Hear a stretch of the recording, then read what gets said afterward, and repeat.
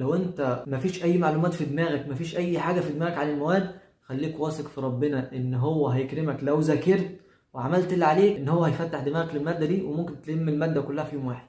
بس خلي عندك ثقة في ربنا ويقين في ربنا شديد. هحكي لكم قصة. الامام الحسن البصري كان عنده غلام اسمه حبيب. فحبيب جه في يوم من الايام كده واتأخر في احضار العشاء. فقال له الامام: يا حبيب، اين العشاء؟ سنهلك من الجوع.